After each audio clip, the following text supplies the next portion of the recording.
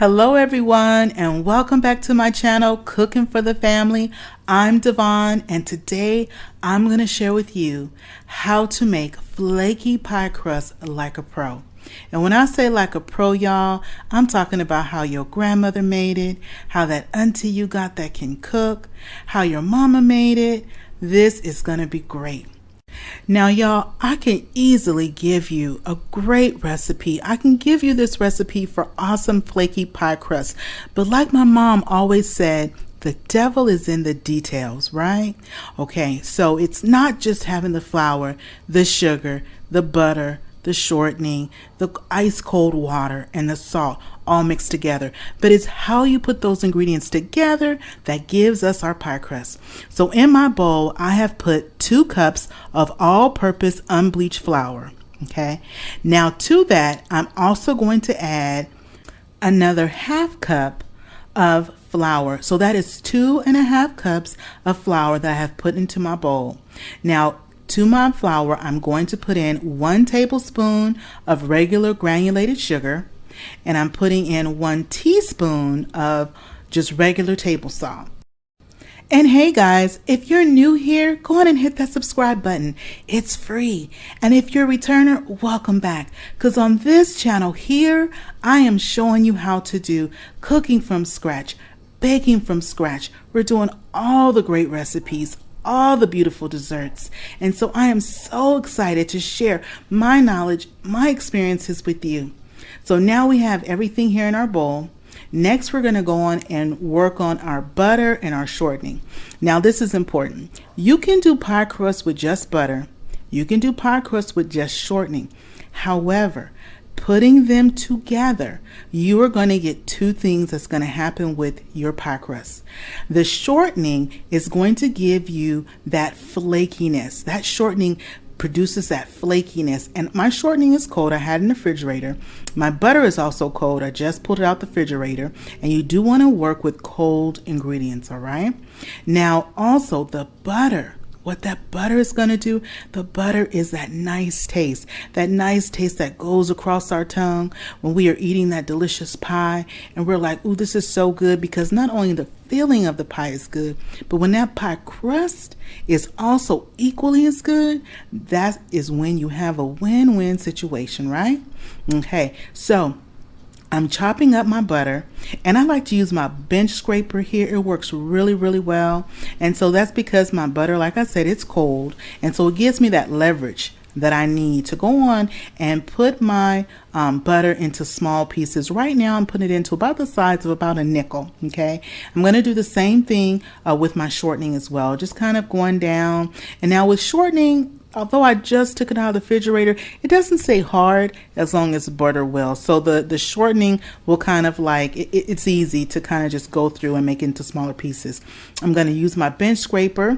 I'm going to make sure that I've broken it down as good as I can get it for now, because the rest, that breaking down of that shortening and breaking down of that butter, is going to happen when I'm putting it into my flour mixture. And I'm going to show you what that's going to look like. And guys, comment down below and let me know if you've ever made pie crust from scratch before, and how did it turn out? Okay, so now to our bowl, we are going to go on and add the butter and the shortening, that mixture of butter and shortening. And guys, in the description box below, I'm going to have a list of the ingredients for you, okay? Now, do you see what I'm doing here? This is one of those details. This is one of the details that I was talking about. Now, with my hands, I am taking the butter and I'm taking the shortening, and see what I'm doing with my finger, with my thumb there? See how I'm pressing it and blending it into with the flour?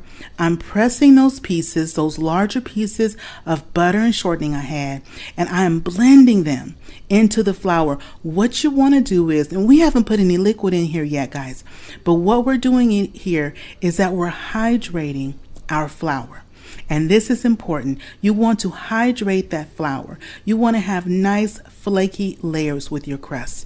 And to hydrate your flour, you need to go in there with your hands, and you see how I am pushing and pulling and just taking that right through my fingers, just like that. just like that. Now, this is something that I saw my aunties do.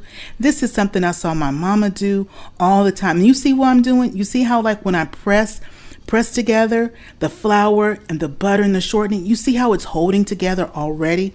And this is, like I said, without putting any liquid, guys. This is a technique that I saw my aunties do, my mama do all the time. Anytime they were making crusts for pies, for cobblers, just like that. And that's how you know your flour is properly hydrated, but you still have those pieces in there. You got a whole bunch of those little flaky pieces in there of the butter and also of the shortening. And now I have some ice cold water in that bowl. And in that bowl, I'm putting in tablespoons of water. Now, typically anywhere from as little as 3 tablespoons to as many as 6 tablespoons. You do not want to put too much water in your pie crust. Your pie crust should not be overhydrated with the water. The water is just to help you finish bringing it together. And you see, that's why I've got one hand that I'm working with my crust and one hand that I was putting in with the cold water, with that ice cold water. And you see how I'm gathering it? I'm taking it from the outside of the bowl, and I like to gather it to the inside the bowl. And you see, you watch my technique there? You see how I'm folding it just like that? I'm taking that outside, the drier part, and I'm folding it and pressing it down into that bowl, just like that. And that is how you make pie crust like a pro, y'all. That is how you do it. And it is just starting to form. You see how I'm starting to form? Because eventually, in your bowl, all of your flour will be gathered together in a nice ball. You will have nothing left in your bowl. You should not have anything left behind. And so anytime I have a little bit, I just go on and I'm going to rotate my ball all around to make sure that I've gathered up all the flour in there. And you see how I've pressed it with my palm, and I'm holding my bowl and I'm using my other palm and I'm just pressing it down with my hand, with my knuckles, just like that. And like I said, this is something I've seen done over and over and over again, watching my aunts, watching my mom, and this is how they did it. And let me tell you, they knew what they were doing because the pie crust was always good. So once we have that, and this recipe that I'm giving you is for a double pie crust, all right? So you can make 2 pies with it. You can make a top and bottom pie, such as like an apple pie. So this is a double pie crust. So you get, like I said, 2 pie crusts out of this recipe. And you see, now what I'm doing is, if there's any little cracks or creases, I go around and I pat those together. I really want to bring together my dough just like that. Now, since this makes 2, I'm going to divide it in half. Just like that. And then I'm just going to reshape it, just kind of round a little bit. Gather my dough together, and see how I'm just pressing it down. You don't want any cracks, so I'm just kind of pressing it down just like that, all around the sides. And for whatever reason, if your dough starts to crack on you a little bit, that's okay. All you do is just really try to push it back onto itself, rehydrate it with the rest of the dough, and it's going to be just fine. And that's how you make some flaky pie crust.